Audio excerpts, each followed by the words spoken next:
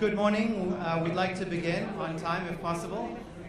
I'm Steve Linde, the editor of the Jerusalem Post, and I'm delighted to welcome you all here today to what I think is going to be the most interesting, if not the most important panel in the summit. So I hope you enjoy it. And we certainly have a distinguished panel of experts and members of the foreign ministry, of the media, to discuss this very important subject, Israel's image problem. Does Israel have an image problem? And if so, how do we remedy it? What role does the media have to play in this, if any? Do we feed negative stereotypes of Israel, or can we contribute to enforcing more positive ways of looking at Israel? And is that bichlal our job? So let me introduce from left to right, Alex Brumer, a veteran correspondent for the Daily Mail. Applause would be nice.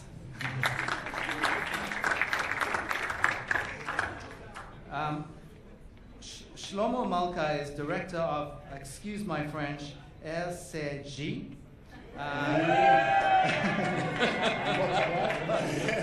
And also the editor of Large, the magazine of French Jewry, among other things. Welcome, Shlomo. Next to him is one of my favorite people and really one of the good guys, Yigal Palmor, spokesman for the foreign ministry here in Jerusalem. And then we have another one of the good guys.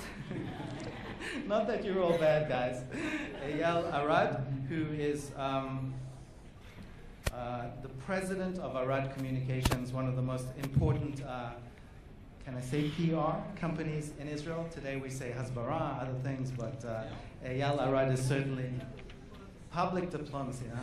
Eyal Arad is certainly the attractive face of Israel. And next we have my friend and colleague Sue Fishkoff, who is the editor of JWeekly in San Francisco and was a former star at May I Promote the Jerusalem Post, for which she won a prize on her reporting on Ethiopian Jewry.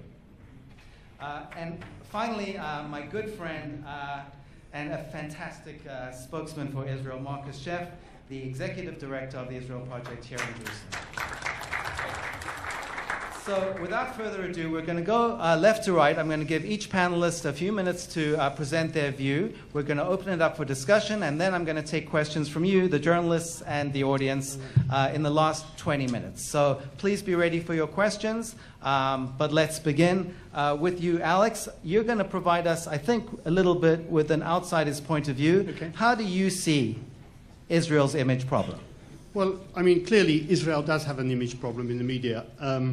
And I was being alerted to that by somebody just now, one of the people who monitors the media from Honest Reporting, about how in the British press and in some of the other Western press, Israel gets rather a bad show.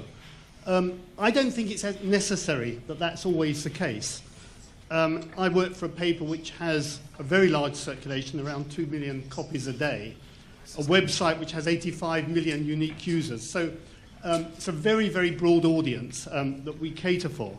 And I think, you know, as somebody who's worked both for a left-wing newspaper, The Guardian, and then a right-wing newspaper, The Daily Mail, so I've made the longest journey in British journalism, people might say. I think that, you know, there's one common theme here, which would work, which is that that what newspapers need is openness. And I think the Israeli government could learn a lot by being as open as possible. And I think this event today shows a kind of learning curve, and they're moving up a learning curve, but probably quite a long way to go.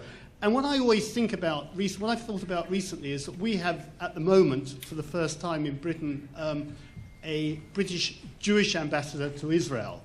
And what he's managed to do is shift the agenda very well from occupation, settlements, settlements is always the word we always get from the foreign ministry in London, in the British press, to a much more positive agenda. And I think this was shared when our Prime Minister, David Cameron, came here, when our leader of the opposition came here. a technology agenda, and an export and growing economic ties agenda.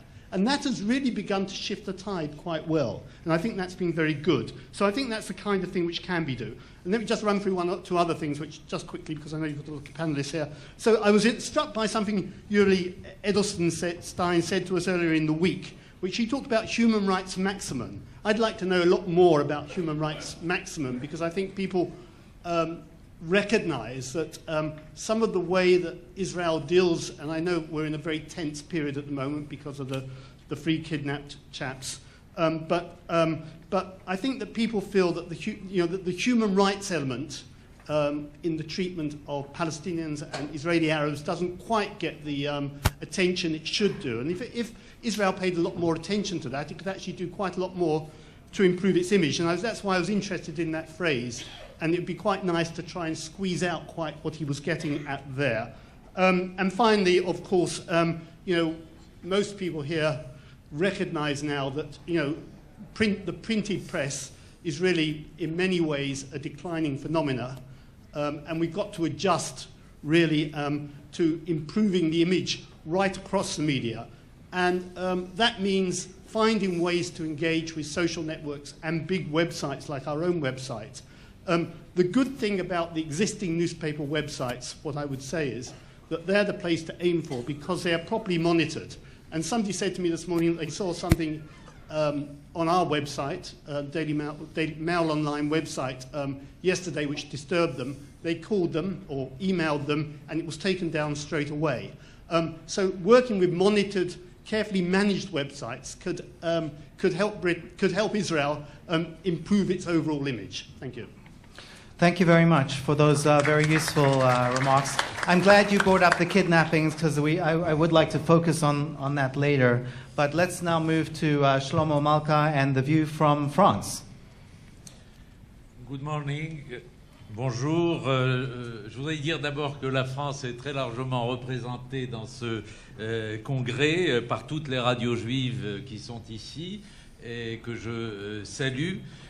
J'aurais voulu parler français. Je pense d'ailleurs que mon ami Yigal Palmor, qui est un invité régulier des radios, aurait pu parler aussi en français, mais j'ai cru comprendre qu'il y a des difficultés et donc je vais essayer de parler en anglais. I will try to my English and I hope you will not suffer. We can all move to Hebrew. If you want, Shlomo, as Sue Fishkoff has volunteered to translate into English, if you want to speak in French. Not simultaneous translation. Perhaps I'll speak. I'll make my speech in English, and then I'll answer to questions in French. Okay. If you. And Shlomo was very correctly opening by noting the large representation of French Jewish media outlets here. And I personally, as an English speaker, find it upsetting that this entire conference is being conducted in English. If we are really a diaspora Jewish media conference, we should permit people to speak in their native languages. Well, to the subject, a friend of mine used to say that Zionism will be once in France very trendy. We look forward to seeing this day, but unfortunately, we are very far from it. So if I have to answer the question of the image of Israel in Europe, in one word, like in the Jewish story, asking, how are you? He said, it's complicated. In one word, he said, good, and in two words, not good. The image of Israel in Europe, in one word, I will say bad, and in two words, very bad. Let's have a look on the map. We have now in Europe neo-Nazi parties, extreme-right parties, which have entered the European Parliament. The National Front of Marine Le Pen is the first electoral force in Strasbourg, which with 25% of the voters, that is the classical anti-Semitism. expressed by Jean-Marie Le Pen more than by Marine Le Pen. In appearance, not related to Israel. In France, a humorist, or so-called, named Dieudonné, is an anti-Semitic and an anti-Zionist. 4 years ago, he ran for European elections, and at the head of an anti-Zionist party, European party, he performed with a large public and launched a salute called une quenelle, which is a kind of Nazi salute inverted. Today, thanks to the position of Manuel Valls, at the time Minister of Home and now Prime Minister, Dieudonné is marginalized. But he still has got an influence and supported by a so-called intellectual coming from the extreme left and called Alain Soral.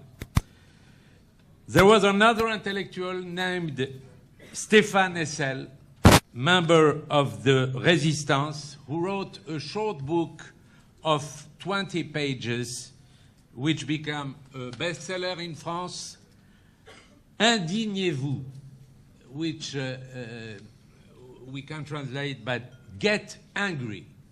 And get angry about what? All the book, 90% of the book, is about the situation in Gaza. He went to Gaza, met with the Palestinian Prime Minister, Ismail Haniyeh, did not say a word about Gilad Shalit, who was at that moment detained in a Palestinian prison. Not a word against the Islamist movement in Gaza. That is the situation. A mixture of, under the veil of anti-Zionism, a mixture of anti-Semitism from the extreme right, from the extreme left, and from the Islamists. We have a brilliant leader of the Islamists in France, very articulate and a regular host in the medias in France, who claimed in a tweet after the killing of the Jewish Museum in Brussels, he says, "We are going to hear once again that it was made by jihadists, but it's bullshit. All the story is a règlement de compte entre Barbouze et entre services de renseignement. All the stories about between intelligence service." He naturally didn't apologize when Mehdi Nemouche, a French jihadist coming from Syria, was arrested in Marseille as the author of the killing. That's the situation. The new anti-Semitism in Europe is focused on Israel. Israel became le mauvais juif, the bad Jew of the story. The climax of this anti-Semitism occurred around the year 2000. After the second Intifada, you had, at the time, if you were a Jew, to montrer patte blanche, like we say in French, give guarantees and criticize the politics of Israel. If you get a chance to be heard, this period was terrible, and the negative images of Israel crystallized in these times. And I'm not speaking of BDS, the movement for boycott of Israeli products, which is an action of delegitimation of Israel. To be honest, things have little changed.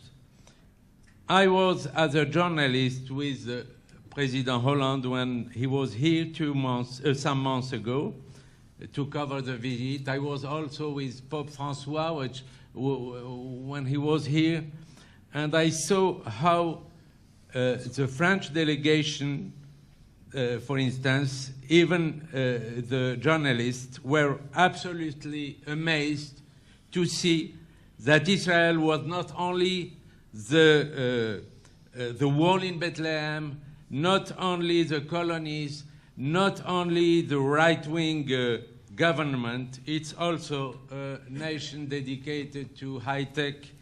The problem is that there is a gap between the government and the opinion, but slowly the image is becoming more balanced. We have to say that the success story in the economic field, the Israeli literature also, which is very liked in France, as well as the Israeli movies.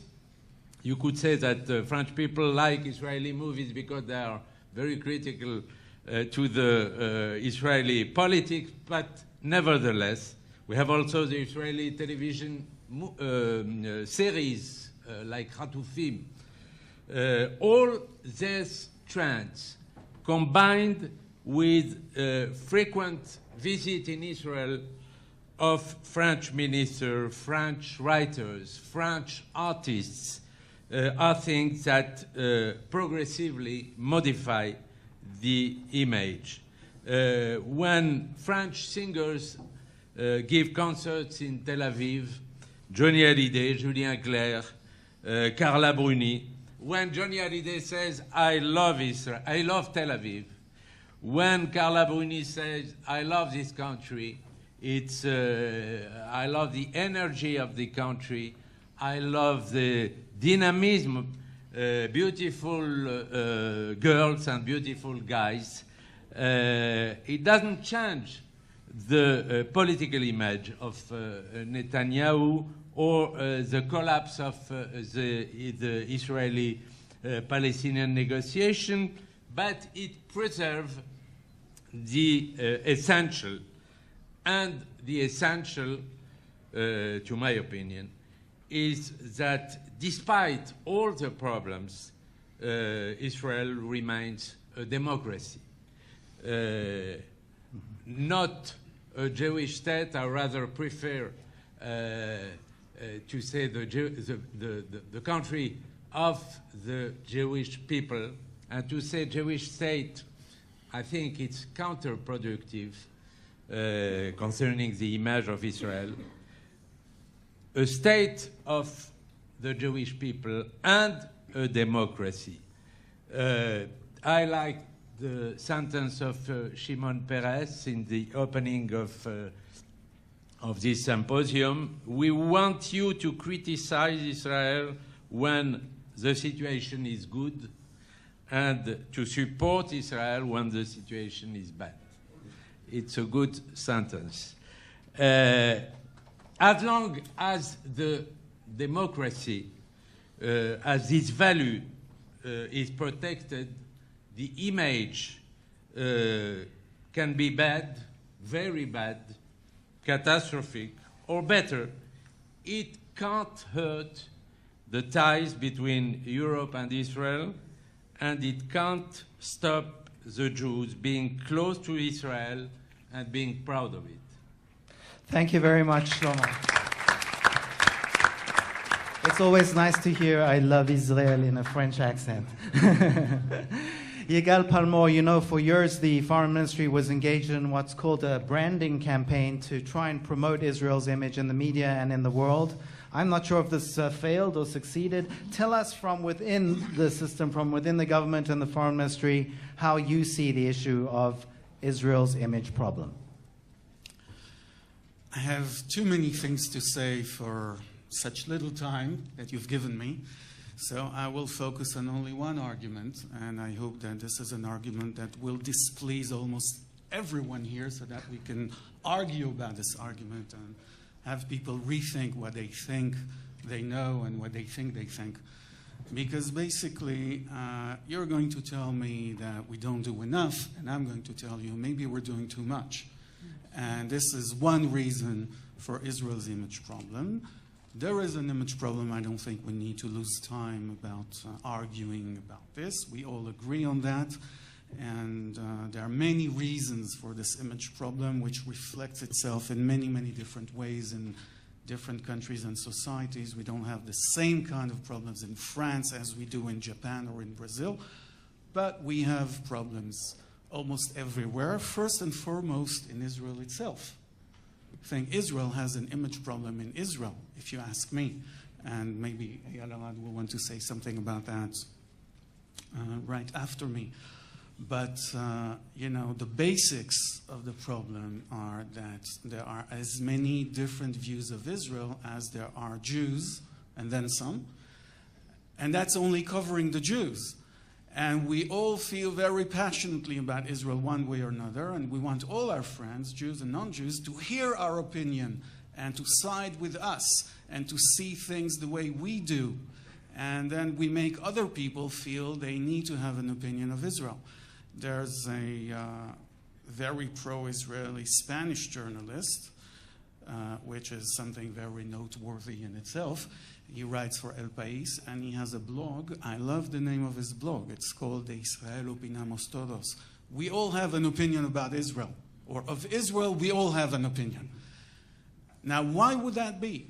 Why should the common Spaniard or the common Italian or the common Frenchman have an opinion about Israel? Because we beg them to have an opinion.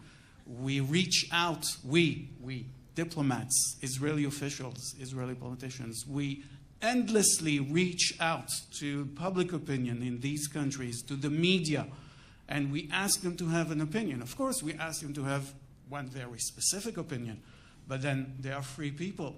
Once they are reached out to, they start thinking about this by themselves, and then they may agree or disagree with us. And they may start to investigate and try to get to know a little more about this issue. And then, they might reach conclusions that we don't like or only partly like. Or maybe we do like their conclusions. But then we have other people multiplying the effect of reaching out to other people and ask them or demand of them to have a stance on Israel. By stimulating so much over the years public opinion at large, I think that we may have reached an effect of overdose, and then it doesn't matter what we say or what we present, the effect will be always one of overdoing. Now, you know the Israeli way. If it's worth stating, it's worth overstating. That's what we do. If it's worth doing, it's worth overdoing. We don't do nuance. We don't do finesse, right? And I can tell you that from within. If that's your impression of how Israeli government works, then I have to tell you, you don't know the half of it. It's what you think and much worse. So, reaching out again and again and again, nagging people, being endless nudniks, and trying to get people's attention to our views, to our plight, to our arguments, and not allowing them to even do something else without telling them they should feel guilty. Because that's how we were all brought up by our Jewish mothers, right? Feel guilty about anything you do. Mm-hmm. Hey, who gave the notion of guilt to the Western world? Wasn't it Sigmund Freud? No, it was Sigmund Freud's mother. So by permanently drawing on the attention, on the limited resources of attention of other people, we are getting a counter-reaction. And I'll leave it at that. Thank you for those very provocative remarks. Well, I think we've got a good idea of what the problem is. Arad, what is the solution? How do you see the whole issue? Boker Tov, Shalom. Yigal, my friend, I'll show you what it means to be provocative. Listen, I understand. I've been in many Jewish gatherings since my days as a student at JTS in New York. So it's always about two things. One, lamentation. We like to lament actually we gave the world the Book of Lamentations. And we continue that tradition to this present day.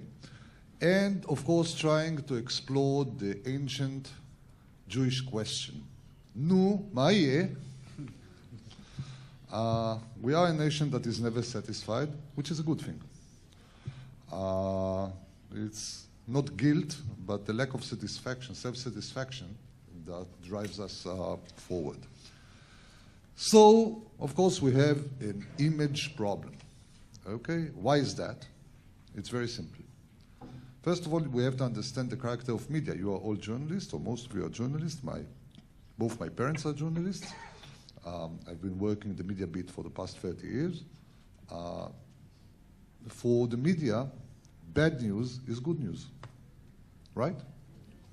Right? No one writes about what's good in the world. Okay? It's newscast is what went wrong in the world today, like Italy losing and being kicked off the Mondial. That's big news. Italy winning the Mondial is, well, Italy, yeah, sure, yeah, well, Azuras. Okay, so bad news is good news. Okay, now, second factor is that Jews were always news. We were always news. Okay, since the days of the pharaohs. So, if bad news is good news and Jews are news, bad Jews is excellent news. And that's why we have an image problem. The world, the non-Jewish world, has gotten used in the past 2,000-3,000 years to see us as bad guys. Okay, why? Because, you know, each one of us can have his own reasons. But is that in itself bad? Well, I would like to pose this question. Yes, we have, you know, an unsympathetic image, and yes, I agree certainly with Shlomo. It's not because of this or that Israeli policy. It's basic dislike of Jews, especially in Europe, but not necessarily only in Europe. But is that really something that we would like to take Yigal's suggestion and simply get off the radar, get off the map? Let me tell you, we had, I worked a lot with the late Prime Minister Sharon, and I remember one day in his kitchen, we sat a group of his political advisors, and we were discussing the what would later be known as disengagement from Gaza. And we kept pressing him, why are you doing this? You know, we're all right-wingers, Likudniks, right? Why are you doing this? And he said, you know, the most dangerous thing for us is not that people would think badly or that the world would think badly of us. The most dangerous thing for us as Jews and Israelis is that the world will not think of us at all. That people will stop caring. Okay? So, in classic PR tradition, there is no such thing as bad PR, right? As long as I spell my name right. However, it's true that Israel and Israel, for me, Israel and Jews are almost synonymous, especially since we were told that here in Israel lives the largest Jewish community in the world. We are officially number one, at least in something.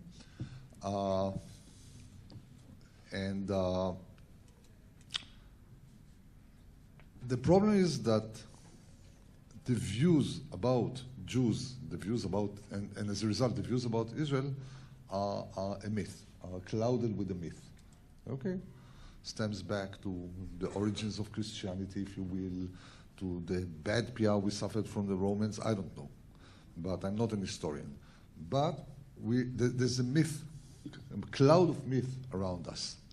And so I'll end up these remarks, and we can develop it later, with a conversation I had with an American female reporter who came to cover the 2001 elections. Those elections where Sharon became prime minister, were elected prime minister. By the way, think about it. How many global media organizations go to cover the elections in Nigeria? or for that matter in Denmark. How many people in the US know the name of the Prime Minister of Sweden? Okay, everybody knows who is the Prime Minister of Israel. So I don't think it's necessarily a bad thing. And anyway, she came here. This was the height of the Intifada, second Intifada, so with buses blowing everywhere, etc., and lynch in Ramallah. And she met me. She didn't come to cover the campaign so much, but to cover Israel and the elections. And so she met me only at the last day of Israel. This was her first visit ever to Israel. She covers the Middle East. And I asked her, okay, what's your impression of Israel? She says, what's your strongest impression of Israel? She said, your women. I said, I was surprised, taken by surprise. We like our women, but, we don't think they're very special. I think, I don't know, Brazilian women, French women, Israeli women. She said, yes. This was the midsummer, so they all look like Puerto Ricans. They're all very beautiful. They go practically naked in the streets at all times, though, not just at the beach. This was Tel Aviv, of course, but at all times of day and night. But the amazing thing is not that. The amazing thing is that it doesn't bother your men. I saw a group of such 16-year-old girls go practically naked by a group of men in Allenby Street, the club zone, at like 2 a.m. past midnight, and nobody seems to care. And she says, you've got to be a very calm society to allow that. When I came to Israel, she said, I thought I'm going to come to a war zone, to a militarized society where all men are machos, going around with a Mexican rebel, right, Pancho Villa kind of style, and all women are going likely and giving them, making them food, going barefoot, pregnant in the kitchen, and you are the calmest society I've seen, not in the Middle East, but in the West. Totally opposite to what you'd expect or what you see on CNN. So, in order to fight a myth, to remove the cloud of myth around us, without losing the interest of the world, what we have to do is simply get people here, get them to know us. Let's start, by the way, with our Jewish brethren, 80% of which have never been to Israel. 80% of Jews did not come even once to Israel. Okay? So they shape their ideas about Israel from the mythological realm and not from real life. And beyond that, let's leave it for discussion. But our image problem should not be seen as a tragedy, but rather as an opportunity. Thank you, Eyal. Always interesting, and I'm sure the only woman on our panel, Sue Fishkoff, is going to have to say something about what you said or not in your prepared remarks. Sue, Israel's image problem. Israel's image problem. I'm going to speak as a Jewish journalist, as a member of the Jewish media, and talk specifically about our role and responsibility when it comes to Israel's image problem. Is it, in fact, our problem? Yes and no, right? I know as the editor of a Jewish publication in San Francisco that when we run stories of Israeli soldiers who've killed a Palestinian teenager, I get phone calls saying, why are you trying to hurt Israel? Why am I, an Israeli citizen, trying to hurt Israel? Our role, I would put it to you, is not to be a cheerleader for this or that Israeli government policy. Yigal said that in the Israeli government, Israel does not do nuance. Well, Jews do nuance, and Jews in the diaspora do nuance very, very well. And our role as the Jewish media is to take a sophisticated, informed, and passionate view of Israel and present that to our readers. For some of us, like Shlomo Malka in France, support for Israel could be seen as an antidote to tremendous problems in the general society, anti-Semitism, whatever. In San Francisco, It's almost the opposite. My support, or our paper's support for Israel, is often a hot potato. The topic of Israel is a hot potato in the San Francisco Bay Area. It's a very volatile topic. Many pulpit rabbis in the San Francisco area do not even bring up Israel in their sermons and have stopped Israel programming because it engenders such violent debate in their own communities. And this has to do with the history of the Jewish community of San Francisco. Jews built the city of San Francisco.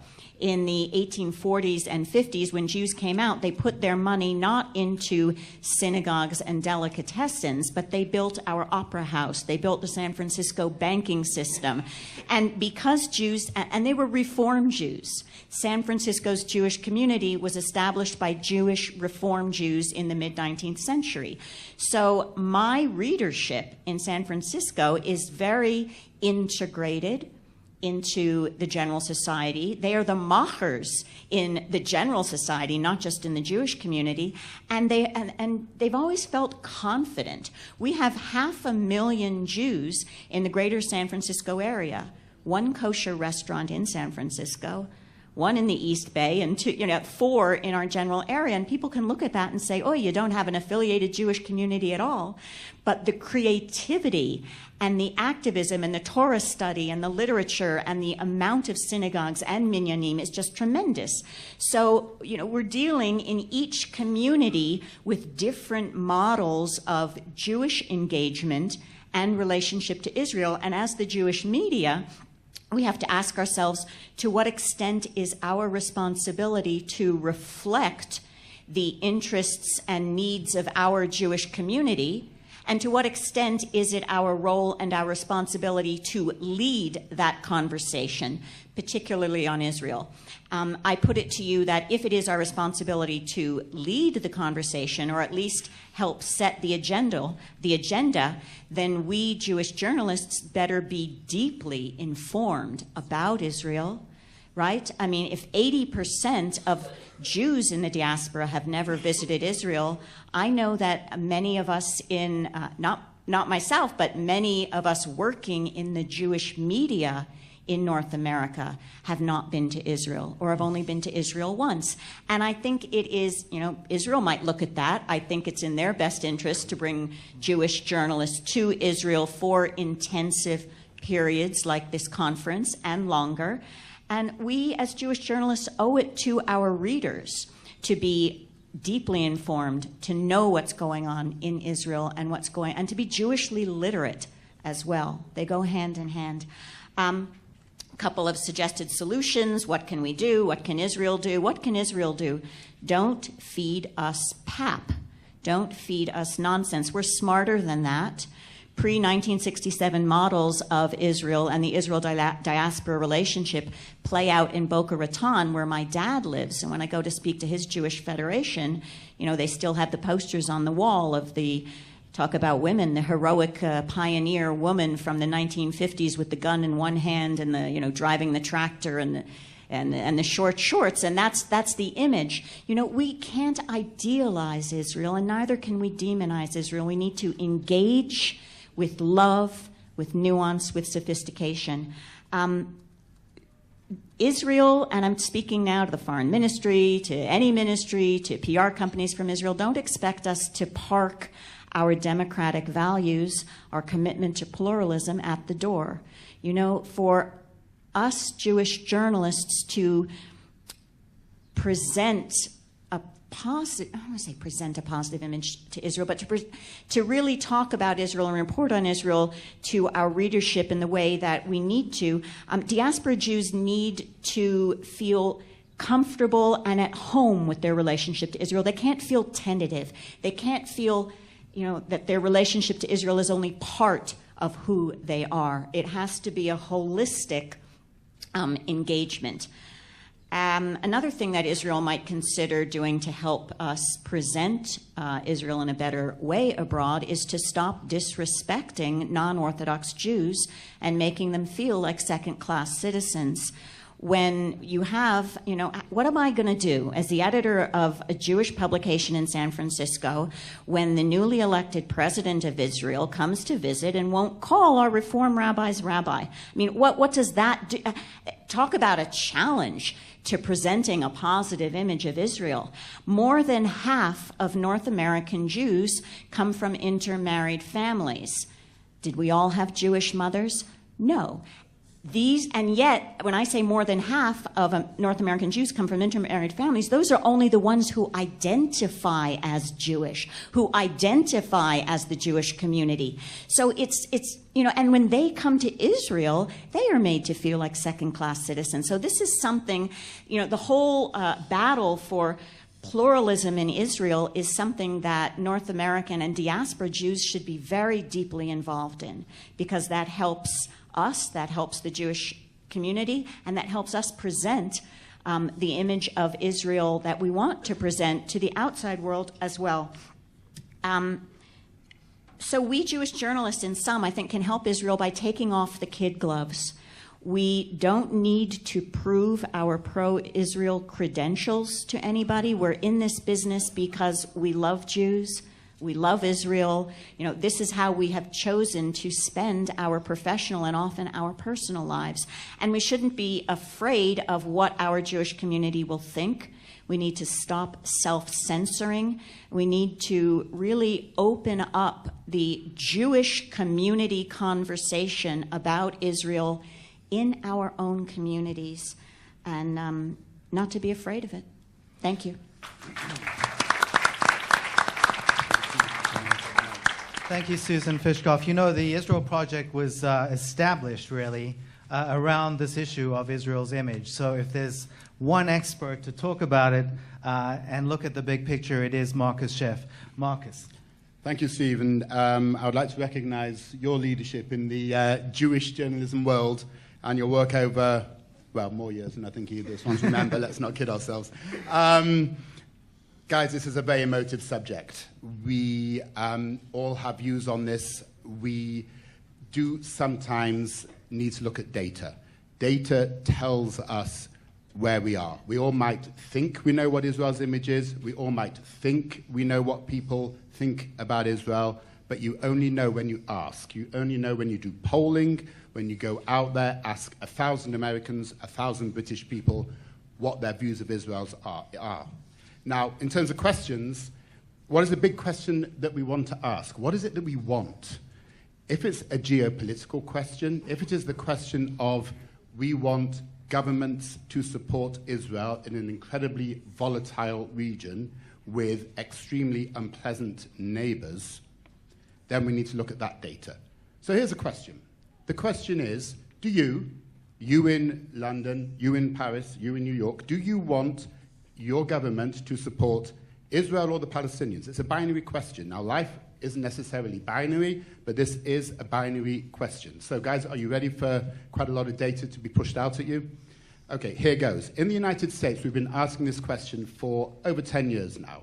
The answer comes back time and time again over the last, let's say, 5 years, that it's a 5-to-1, 6-to-1 of Americans saying they want their government to support Israel.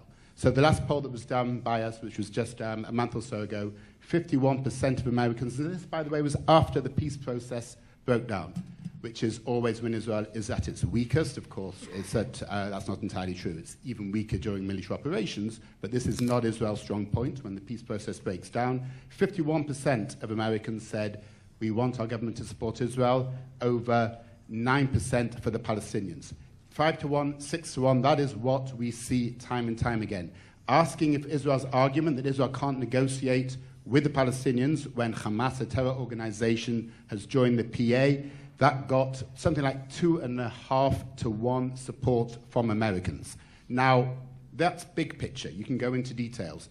We're weaker, we are softer in the United States with Democrats, with younger people, with liberals, with San Francisco. And when I say San Francisco, Sue knows exactly what I mean. People on coasts, and also with blacks and Hispanics in the United States. But even there, even in all those communities, Israel gets that key support. And that key support is what Israel needs when push comes to shove. If you look at Israel's favorables, which is much more about how do you feel about Israel? It's not so much what do you want your country to do. Even there, Israel's at 49% now. It's the strongest in the region, which is what I would hope it to be, but nothing comes close. Not even Saudi Arabia at 20%. Palestinians 9%. Hamas 5%. Stronger than Barack Obama. Actually, yes, but you said that, not me. UK, and the UK is complicated, and we have people here from the UK who understand this and have been dealing with this time and time again. But in the UK, there was a situation of, how can I put this? A plague on both your houses. The Middle East is a pain. The Middle East dragged us to Iraq. The Middle East dragged us to Afghanistan. The Middle East is terrorists coming back, homegrown, as the expression goes, terrorists, coming back from those places who are going to cause all kinds of naughtiness in the streets of Manchester, Birmingham, London. We don't want an involvement with it. A plague on both your houses. 53% of British people don't want anything to do with it, don't support either. The support for Israel and the Palestinians is about the same, actually, in Britain. This place which we have heard time and time again is so appallingly anti-Israel. Well, the vast majority of British people don't actually think or see that way. Germany, by the way, is similar. In Germany, obviously there's a generational divide. Younger people are less, involved with the Shah, and it's less an issue to them than older people. They are also going towards the, frankly, plague on both your houses. 18% Israel, 18% Palestinians, 18% both. You have to ask the Germans both because they, like fairness. And the rest of them don't care. By the way, let's just go to Asia. Those, over 1 billion people in India, even more in China. So in India, 35% of Indians support Israel, over 18% who support Palestinians. In China, they think we're all Einsteins. These are very, very big demographics, a lot of people here. So, here, that is just to give you some numbers about that big, big question. What do you want your government to do? And that's important to us because this is a very volatile, a very turbulent region. So what's the challenge? We know that we are challenged by those younger people, by liberals in America, by Democrats in Europe, by those people who vote socialist. What works?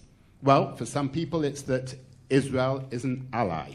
That obviously, works with people further on the right. For some people, Israel is an ally of ours specifically in fighting terror. We know how important that is. To me, the big argument, and we've heard it back from a couple of people here, it's about shared values. It's about freedoms. It's about understanding that real Israel, a place with freedom of the press, a place where women are free, a place where ethnic minorities are free, a place where gays are free. These are important arguments. These arguments resonate in places where we are weaker. What doesn't work, and you're not going to like this, but I will tell you what doesn't work, high tech. Doesn't work. Nobody cares. Nobody cares that Israel is very good at stem cell technology. They do care, and Alex alluded to this, and he is a very renowned economics editor. I know what Dan is doing in London on this, and he is right. What does work is showing that economic cooperation with Israel is good for whoever you are. It's good for the Brits, it's good for the Germans. So when we've done focus groups in both those places, people have said, that's good, it's good for English jobs, or it's good for German jobs. But Israel's good at high tech. You know what I've heard in a focus group? If you Jews are so clever, why can't you solve the Israel-Palestinian conflict? So, frankly, we love it, we're proud of it, bless them, let them make lots of money. It does not convince people to like Israel. Just one more thing, and I think this needs to be said. Israel has great professionals working in its ministries.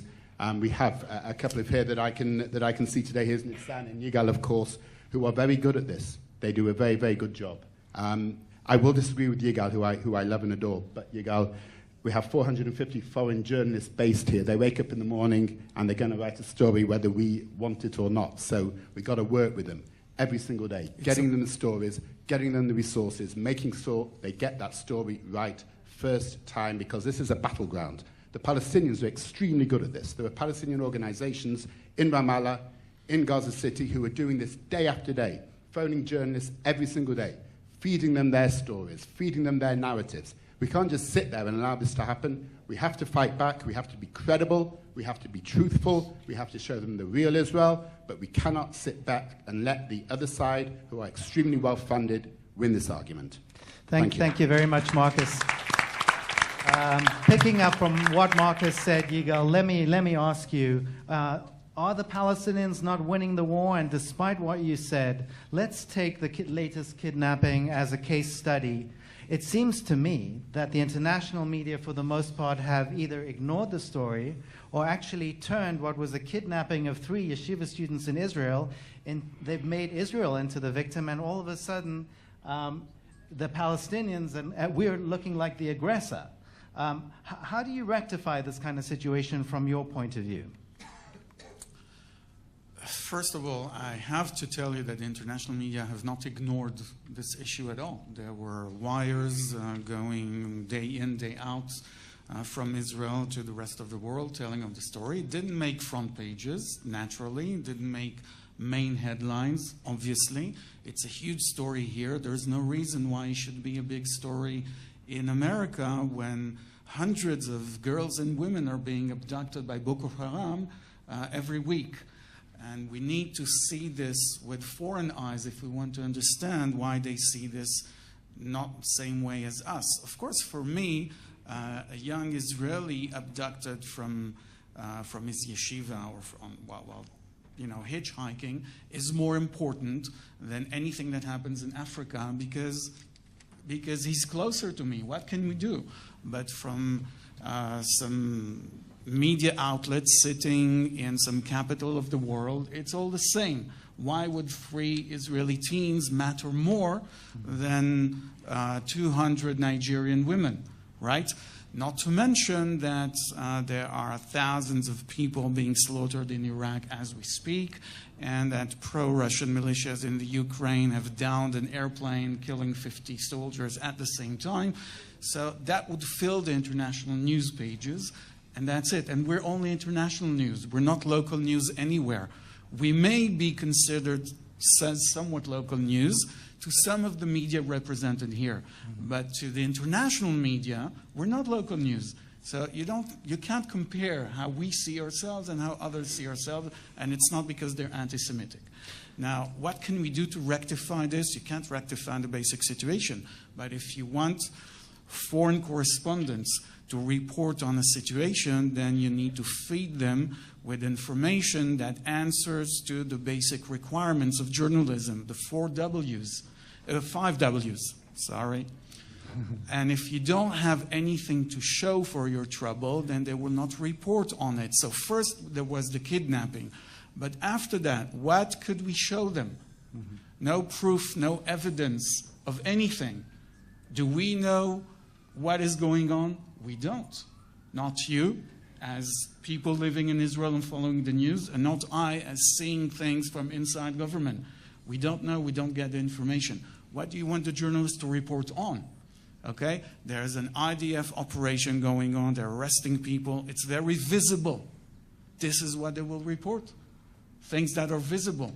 If I can't show them something and do a show and tell, then there will be no reporting. Okay, just on that very quickly.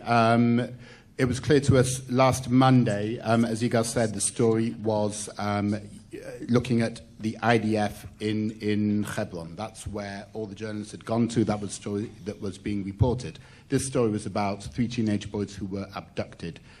What we did was we set up a press conference with actually the aunt, Racheli Frankel's sister, who speaks perfect English, who did a press conference, who talked about the fact that the boy was American, and who talked about the fact that he was a normal, fun-loving boy. We distributed videos of all the boys to all the international media. This was picked up by about 60 networks, from AP to the New York Times, etc., to manage to get the frame back to the real story here. 3 abducted boys, and not soldiers looking for 3 abducted boys. Let me just answer that as well. And Yigal said that Israel is not local news for most of the world press, except for some of us here. Israel is and should be local news for the Jewish media around the world, and that's part of our role.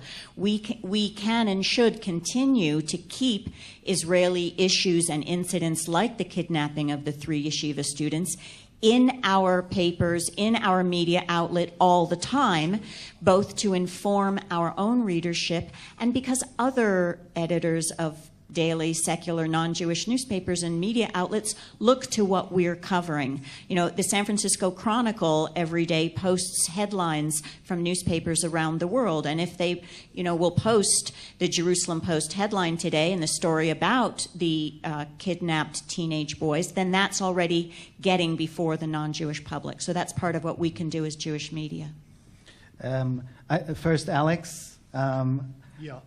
And let me ask you, Alex, though. Yes. I mean, since 1967, hasn't Israel reversed roles from being the David to the Goliath in the international media? Well, clearly it has. And you know, I have in my office a picture which I found in a flea market, actually, in my hometown, which is Brighton on the south coast, from Life magazine of the Israelis crossing the Suez Canal in 1967. And it's a poster which somebody described as a poster from Boca Raton or whatever. But I just put it up because I found it quite recently, and I thought it showed, in my mind, the way that the image has changed, because you would never see an image of that kind any longer. So things have changed, and this is a very, very complicated region, as many people have alluded to. But to go back to where we began on this particular issue, news is relative. And if you work for a big national newspaper, a big international newspaper, a huge website, this, you know, is a terrible incident. It hurts all of us in this room. It hurts everybody in the Jewish media. But for the international media, when there is something much more geopolitical going on at the moment across the Syrian-Iraq border, where there are people being beheaded, there is a force of radicals crossing that border and heading south, and in Britain's terms, real story here is the fear, and it's the same story obviously in France, that some of these radicals, and we found out that some of these radicals are actually born and bred in Britain. They are our own radicals, our own homegrown terrorists, I think is the phrase that he's used. That seems a much bigger story.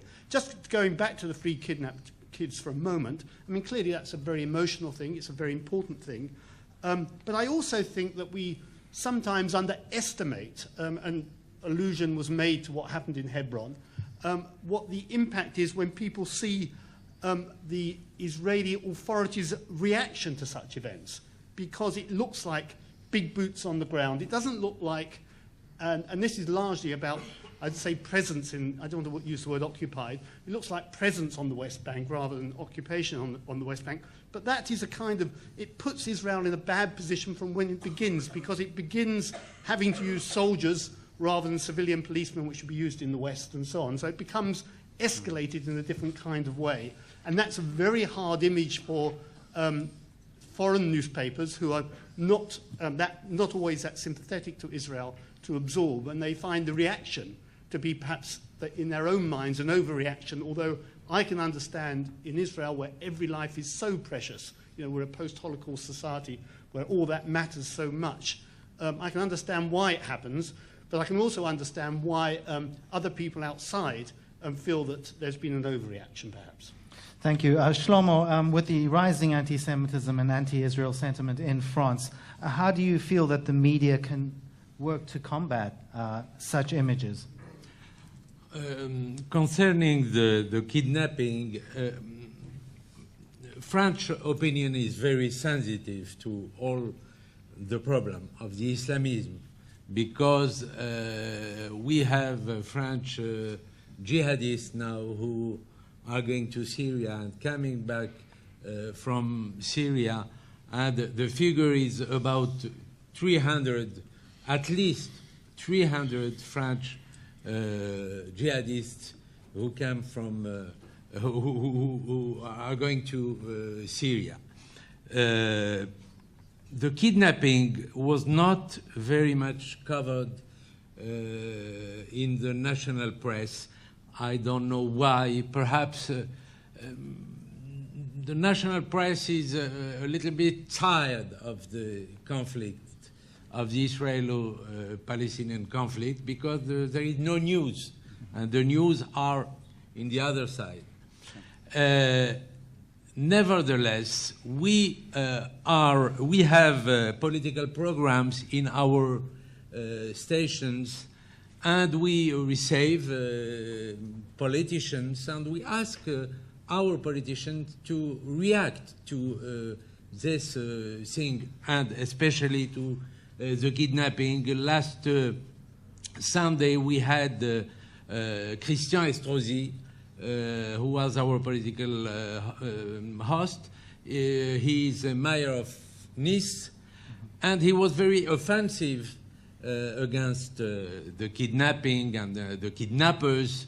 He was coming back from Israel, and he just said, I'm in love with Israel.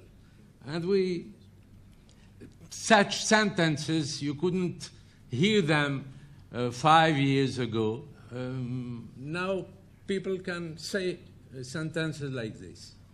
Eyal, Arad, something you said earlier struck me, and that is that the scariest scenario perhaps is people's indifference and apathy, that they may not actually care anymore about, as Shlomo said, the Israeli-Palestinian conflict. How do we engage the international community and the international media, again, in why this is such an important region and such an important country? Yeah, well, I meant not about Israeli, that they lose interest in the Israeli-Palestinian conflict. I wish they would, but that they would lose interest in Israel. How do we maintain that? First of all, we remain being interesting. Secondly, and interesting in more than just political ways. Secondly, I think we have to work on the level of shared values, and it was mentioned. I know the work of Israel Project in this regard and others, but there are certainly leaders in this field, and common interests. Let me share with you a little secret. In my military reserve duty, I'm at the IDF Spokesman. I was enlisted for most of last week with the kidnapping. And I must tell you that when we discussed our target groups, the international audiences were not at the top of the list. Not that they didn't matter. We have a full division, the IDF Spokesman, that works with the Foreign Ministry on the international media, and they were kept very busy, and they did whatever they could do about it. But our focus, our top priority was, by the way, Arab public opinion. And hey, there is such thing. We ignored it for a long time, Arab public opinion. And we placed much more emphasis on how we deliver messages to the Arab Palestinian and general Arab public opinion, with the key message that Hamas is trying to do to Palestine what Hezbollah did to Lebanon, what ISIS is now trying to do to Iraq or Syria, which resonates, by the way, I can tell you, because we can measure that in polls not only among democracies. We can conduct polls inside Arab populations as well, and this message resonates very well in many Arab countries, not just at the level of governments, but also at the level of general populations. And so if you don't see any demonstrations in Arab capitals due to the inhuman invasion of the Zionist occupation forces, of which I am a colonel, into peaceful Palestinian population centers, partly because those populations hate Hamas almost as much, if not more, than we do. So that's how you do it. I wish to add one word about the issue of anti-Semitism and how to combat anti-Semitism, because I believe, as Shlomo justly pointed out, anti-Israeli, not being critical about Israel. Hey, half the population of Israel, if not more than that, are critical about the Israeli government.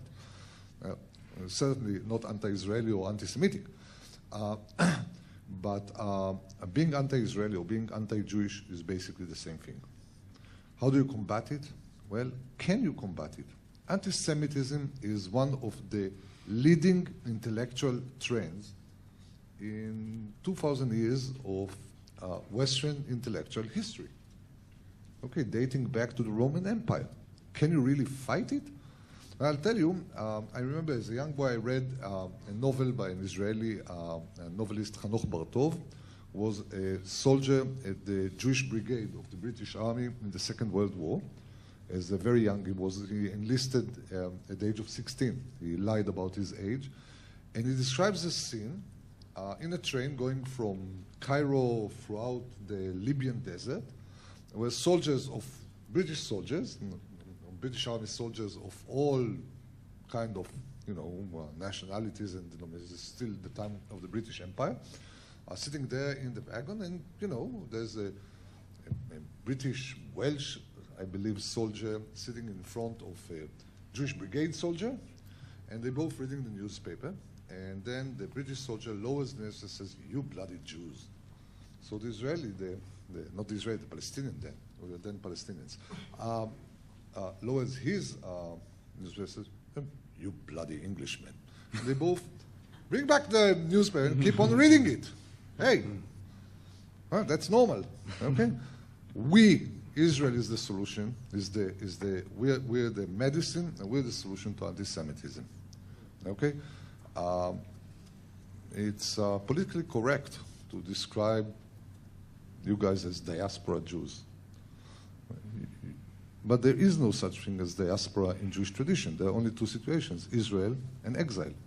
You're in exile, okay? And people don't like people who are in exile, okay? So there's one solution. Come here, and you just hate each other, but you won't be anti-Semitic. Thank you. All right, that seems like a nice point. We've heard, I think, 6 fascinating people giving their perspectives on the subject. Let's open it up to the audience. How about a question, because I'm from the Jerusalem Post, first from Greer Fay Cashman from the Jerusalem Post. I'm very surprised because Marcus brought up the business of the real Israel. The real Israel is not a pretty place.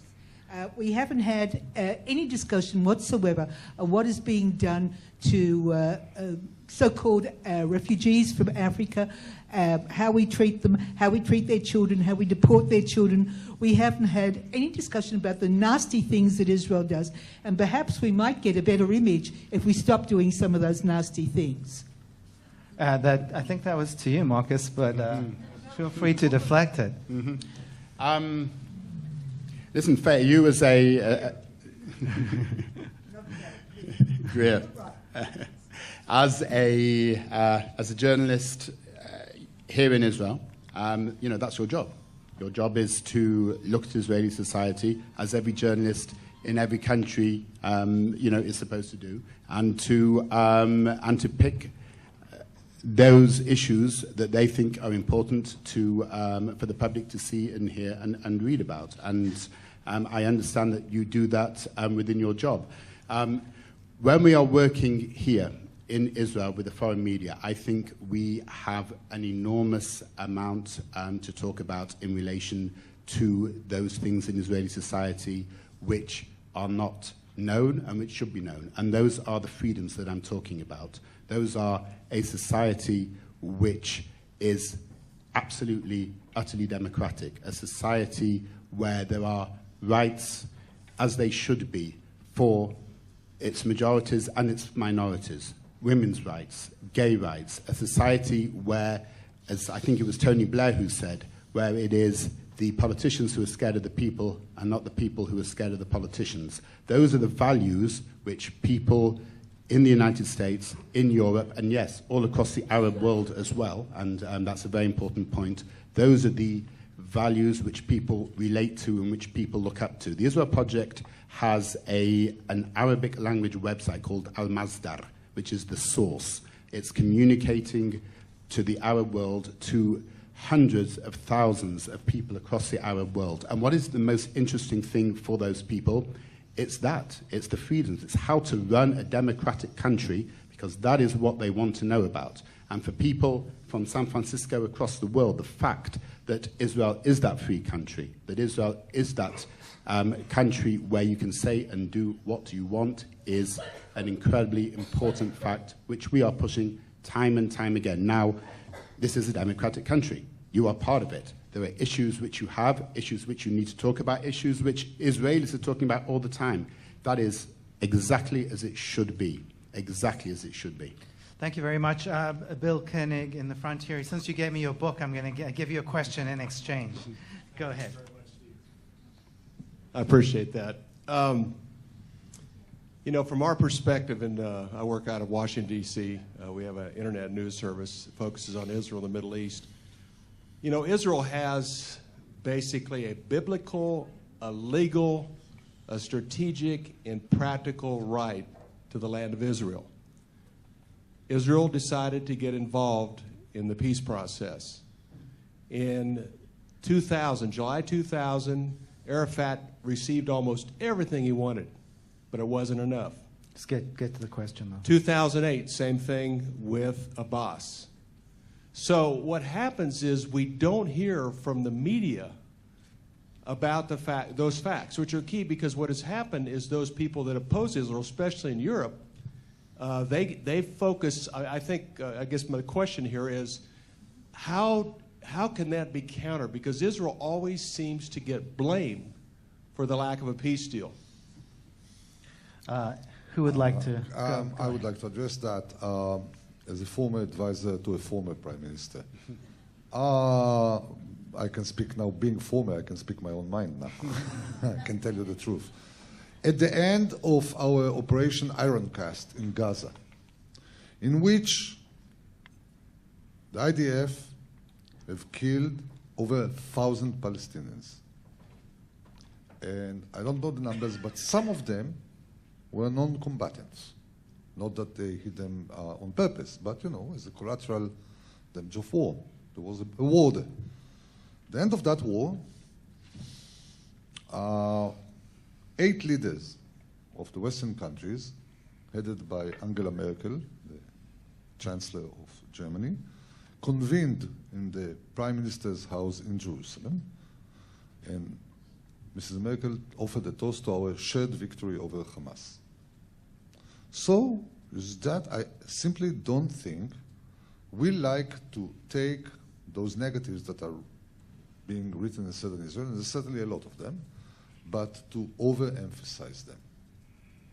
You can be critical on Israel, you can be unjustly critical of Israel and Israeli policies, you can misunderstand Israeli policies. Do we understand Israelis? Do we as Israelis understand and judge justly every international eventuality? Do we really go into the details of Russia, Eastern Ukraine, Putin, etc., or we just have made our opinion based on some general perceptions and myths? So, you know, maybe living here makes us less sensitive to these more critical. Of course, we all love to be loved. Okay? And Israel has a yearning to be loved. Everyone knows Israel knows how much Israelis yearn to be loved and accepted and appreciated by the world. Part of our global inclination, of our feeling that we are part of the global, certainly Western culture, and kind of the unease that the rejected kid in the classroom feels a little bit. But we are part of the classroom. We are accepted as part of the classroom. Yes, a little bit, you know, special education needs, but unjustly, but for me that's okay. I'm not afraid of that. I'm much more afraid of people don't care. You say just that I don't think that our image problem comes from the mistakes that we make. I don't know that. I'm not necessarily saying that our treatment of African refugees is necessarily a mistake, or that it is harsher than the accepted norm in other Western countries. And we're used to being judged by a different stickyard. But yes, sure, should. And I don't think that this is what creates our image problem. Neither the treatment nor the criticism of that treatment. And I'm very happy to live in a country where you can criticize the government even unjustly. So I cannot be totally unhappy of living in a world where I'm criticized unjustly. Thank you. It'll be helpful if you address your question to a specific panelist, I think. The gentleman sitting next to Nitzan Chen had a question. My name is David Ben-Horen. I publish the Jewish Voice in New York, and I'm very excited to be here. And the reason for it is we love Israel, and we're more interested in portraying Israel in a positive light. But it's so sad to see that there is no interaction between the government of Israel or all the agencies and the Jewish media. And I'm from New York, and you have here witnesses from the rest of the world. They'll tell you the same thing. There is no interaction whatsoever. So I have a problem with your statement saying that you're overdoing it because we're not aware of it. I'm a good friend with the Consul General in New York. I see him in all the fancy dinners. We never discuss media. We never discuss any of it. So I feel there's a serious problem here between the Israeli government and the media. And I'm so happy to be here and hope that something going to be done about it. Yigal, I think that was aimed at you. My question to you is, why are you saying this to me? If you see the Consul General in New York, he's there. He's supposed to talk to you. Why don't you tell him I don't get anything from you? Maybe you're not asking to get things, and this is why you're not getting them, because I know that all our missions abroad are under permanent instructions to reach out to all the media, including the Jewish. We don't discriminate. And we also work with the Jewish media. And when we send out material, it's to the Jewish media as well. When we organize events, it's also for the Jewish media. And I think that personally, when I was posted in France for 5 years, I have here a few people who can testify that I did not exactly neglect the Jewish media. So I'm not just telling you my personal experience. I know that this is what our people do. If you feel you don't get enough, that's perfectly legitimate to feel like that. But then what you need to do is to reach out to the consulate, to the friendly Israeli consulate in your neighborhood and tell them, hey, I'm here. I want to know more. I want to get more. I want you to talk to me. Yigal, I do appreciate what you said, and I'm pleasantly surprised to hear that instructions go out to your representatives abroad that they must give information to the Jewish as well as the non-Jewish media. But it is true that very often we, the Jewish media, feel like the poor cousins, and that the consulates and the embassies want to break stories in what they call the real media and not the Jewish media. And yet when Israel is in trouble, we need to come to your defense, and we always will. And I think it's important that this conference was held to start healing that rift. And we are, we are the media. We are not just the Jewish media. Okay, and in this respect, obviously, we applaud Nitzan Chen and the GPO for having this conference.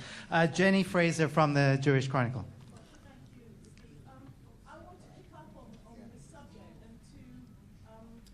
Sorry, 1 second and you'll get the microphone. On your, yes. No? That's why I said that. No, I hope that came out honest. Yeah. No. No, now we can. You're getting another microphone. This was good.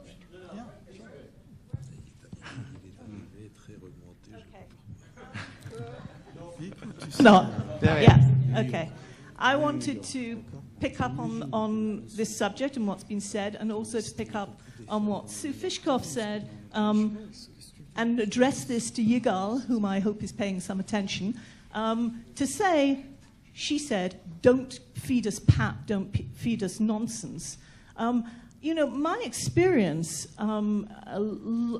long years working with the Jewish Chronicle in London, is not only are the local embassies unable to give us anything except pap and nonsense, but they're also under instructions to refer us to the Foreign Ministry, where we never get any response.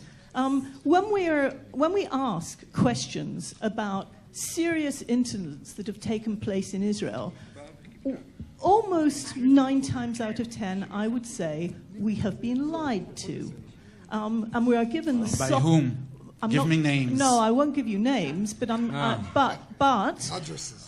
Jenny, if you can get to the question, though.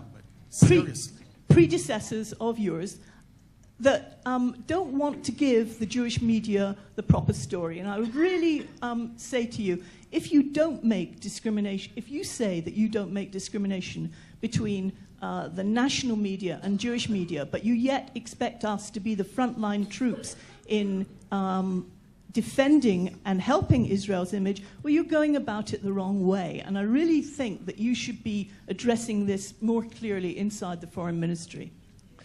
Okay. Do you want to... Look, it's a bit difficult to address general allegations. We've been lied to. What do you want me to say? I haven't lied to anyone since I was 5, I think. And neither have my colleagues. I happen to know personally the 3 last spokespeople in London. None of them lies. They were all very capable spokespeople. And as far as I remember, not Yiftach Kuriel, not Amir Ofek, not Lior Ben-Dor have ever referred anyone to the foreign ministry rather than try to provide answers themselves. So, and I also know, and there I can testify in my own work, that I have always answered and replied and given information to anyone who has called me, mailed me, faxed me, Facebooked me, texted me, WhatsApped me, tweeted me, and this is why I'm leaving office at the end of August, because I can't take it anymore. So don't tell me I'm not answering you. Well, I can certainly attest to that. Eyal Arad would like to add a word. I would like just to add of my experience. 7 years in the foreign ministry and so many years with the prime ministers. We speak as official spokespeople. We speak, of course, differently with the Israeli media and the international media. Okay, the Israeli media is the home court. We speak with them in Hebrew. We discuss our local, internal, and you know, there's so many disagreements inside the Israeli society, etc. And as official speakers, we have to navigate through that. While on the international front, we speak differently. We speak with them. It's not that we give them different facts. Okay, we don't lie, hopefully, but we spin the story differently. Obviously, you don't speak to your base and to your switchers the same way. Now, the Jewish media, frankly, is confusing to most official Israeli spokespeople. Are you base or switchers?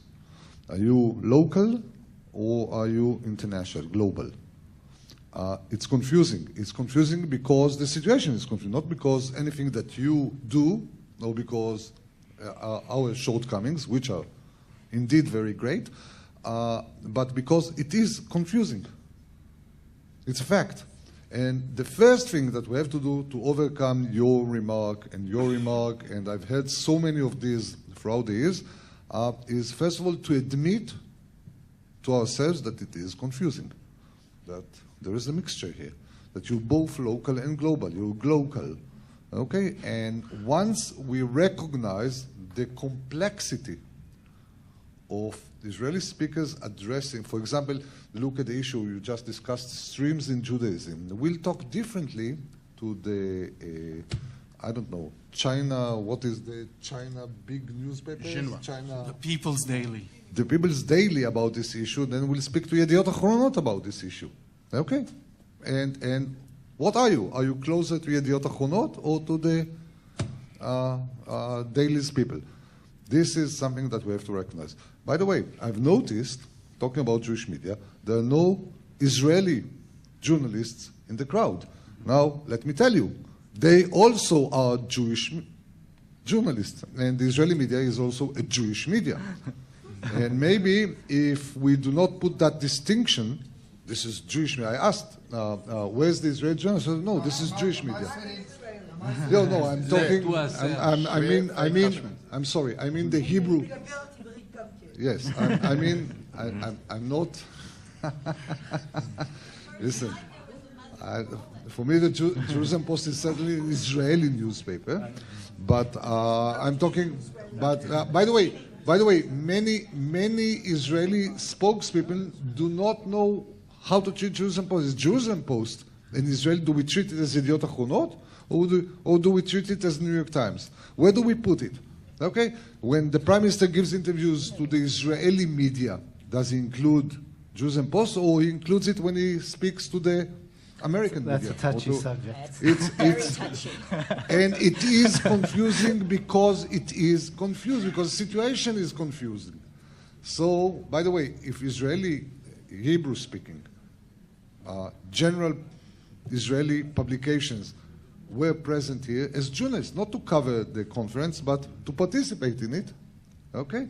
Maybe some of those issues can be clarified in the discussion between, non-Israeli Jewish media and Israeli Jewish media. There's first Maxine and then the man behind you. Go ahead. He's been waiting a long time. I promise you I'm not discriminating against anyone because you're Jewish. Sorry, go ahead. You're French. So you're next. Okay. Good morning. I'm Maxine Dover. Yigal, I think the question should be directed at you. Everyone's been speaking about two levels of media, the big boys, the Times, the whatever, and the Jewish media. There's a third level, and it's a powerful, powerful level. It makes public opinion vehemently and violently and positively when it's used well, and that's the general media, especially in places like America, where every small town has both a newspaper and a radio station and Christian radio stations, and the biggest influence there is on the Congress. Why is the Christian market so powerful? Because it influences the congressman. We're 2 million people, and there, as John Hagee says, I'm 55 million people, and he's only one pastor. What efforts are you making to reach the lower levels, but the iterative levels of media, specifically in the United States, because that's my beat, but in general throughout the world? Okay, thanks. Briefly, Yigal, if possible. Very briefly, there is a limit to what we can do.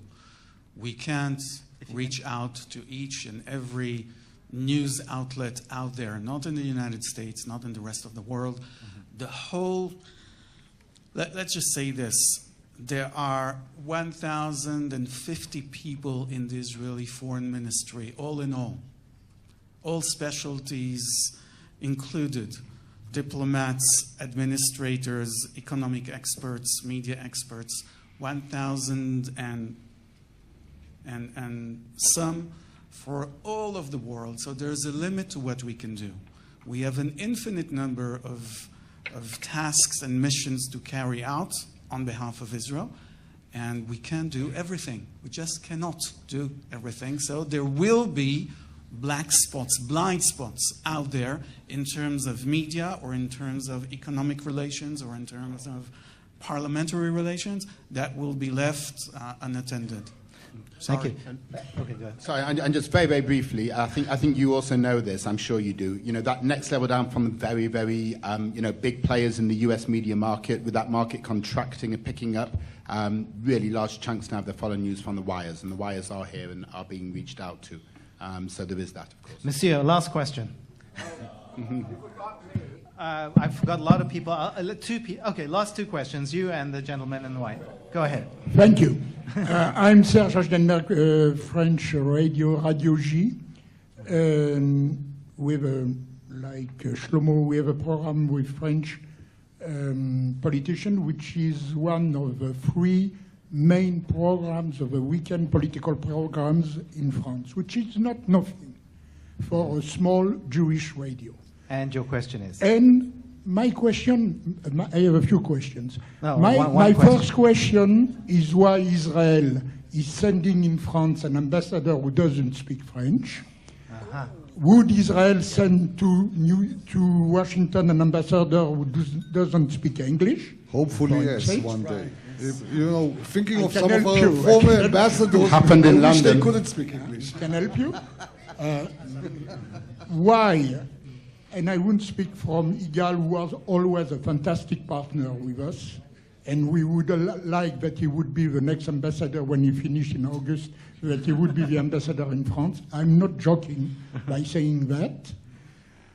I want to tell you that anti-Semitism is probably one of the main fundamental reasons of our problems. And Mr. Perez here in this building told it a few days ago to us.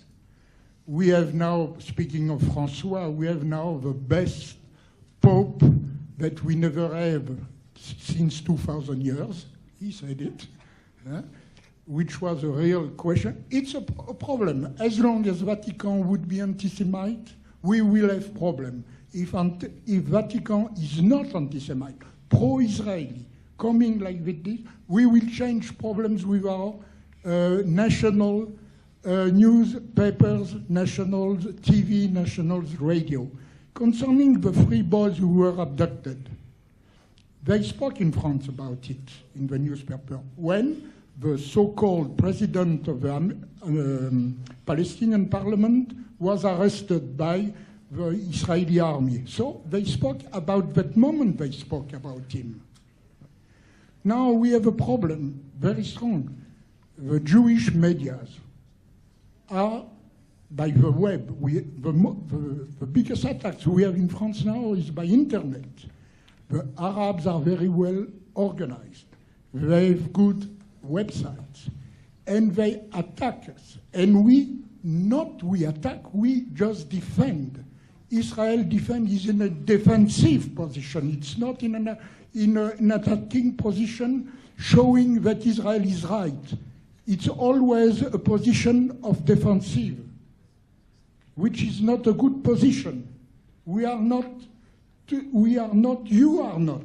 Israelis in charge of this problem. You are not going to charge the Palestinians. You just want to show that you are good people.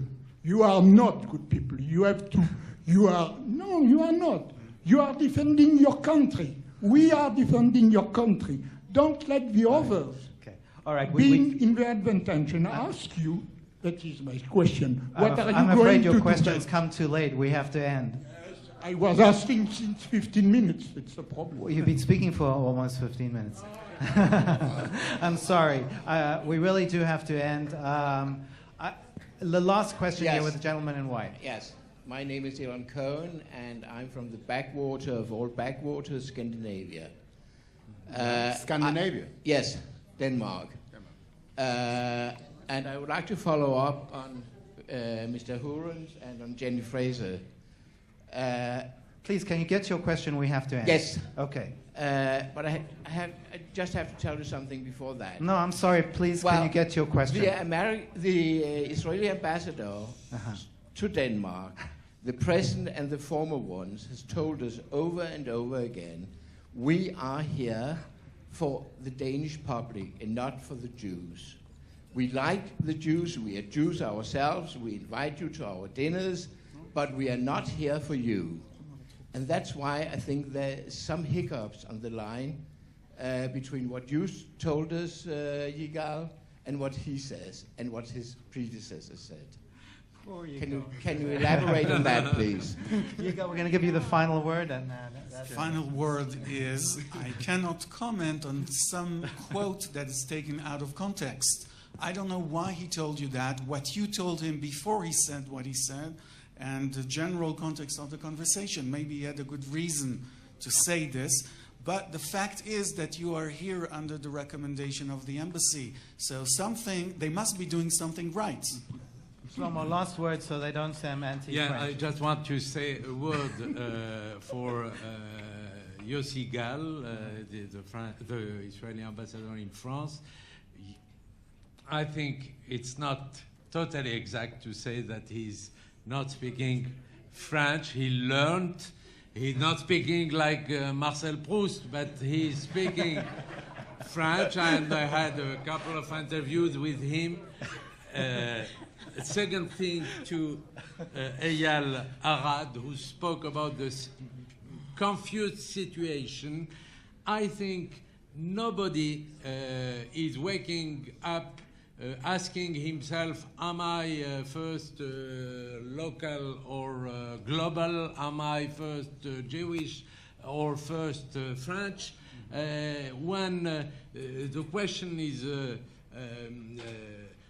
coming, I used to say it depends on circumstances. Sometimes I feel myself first Jewish, and sometimes I feel myself first French. And I think it depends on the circumstances. And to say a word about the debate of the Israeli Hasbara, sometimes I can understand that my friend Yigal prefers to give an interview to Le Monde or to France 2 than to RCJ or to Radio J. I understand that. And I understand also that there are circumstances, and I want to point that it's better to speak to RCJ or to Radio J better than to Le Monde or France 2, and I think he is conscious of that. I want to conclude by firstly clarifying that this conference, as you know, was organized not just by the GPO and Nitzan Chen, but by Misad HaChutz, the Foreign Ministry, Misad HaTfutzot veYerushalayim, the Ministry of Diaspora Affairs in Jerusalem. And did I leave anyone else out? And the Jewish Agency, and Laura Cam as well. You also organized? Okay, the JNF. I want to say merci to all our panelists who were absolutely fantastic, and thanks for a very interesting conversation. Thank you very much to all our panelists.